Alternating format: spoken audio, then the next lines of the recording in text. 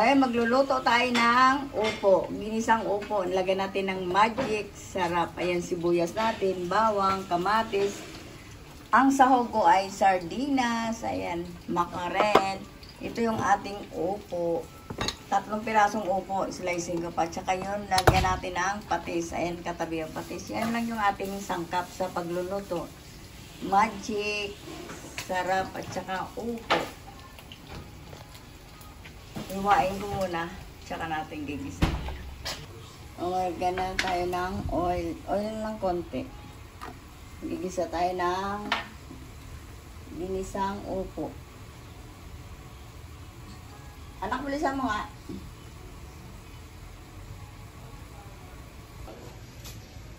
Nagawa mo na. Lagyan natin yung ating bawang.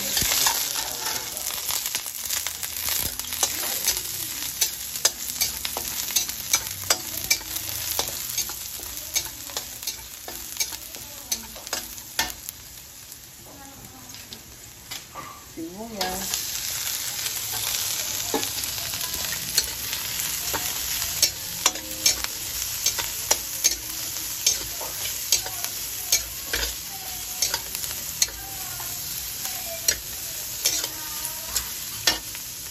Natin kamatis.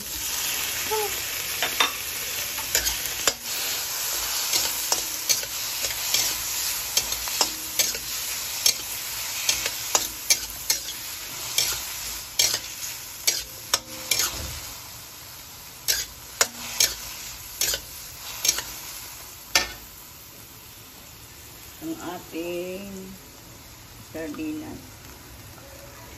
Irobin na lang natin. Wala. Dalawa na sa laman ng saban.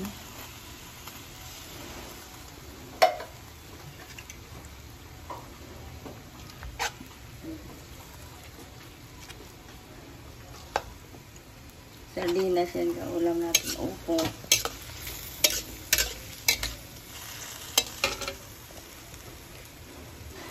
Lagay na rin natin yung ating upo. Napakarami. Yun, sarap yan. Sarap talaga yan. Kasi Simpleng upo, nilagay na sardinas. Napakasarap yan. Tapos meron kang pritong isda. isda o galunggong, kahit ano meron sa inyo. Kung wala, yan lang, okay na eh. Kung walang upo, kahit sardinas na nagginisa, okay na eh. Kung walang panggisa, sardinas na. Yan, ganyan. Close up, maganda. Sana nilagay mo itong buto-buto. Yan ang gusto ko. Ba't ba iniingatan mo ito? Sino ba nasabi sa'yo? Meron yan. Meron din itong buto-buto. Yan man lahat. Andito yung tabis na eh. Meron nga. Ako na lang. Nagpakain ko sa aso eh. Ito nga gusto. Tangkin, lagyan natin ng magic. Konting magic lang. Magic. Tapos patis. Ayan, patis natin. Wala nang sukat-sukat. Tapos takipan natin. Tapos takpan. Takipan natin para maluto agad. Bakit tatakpan? Ayan. Okay na na. Balikan natin. Takpan na. Kain. Ayan na, yung ating upo. Okay na. Thank you for watching kay Mapa Cooking. Like and subscribe. Okay na, ikaw mo sabi. Like and subscribe. Thank you for watching.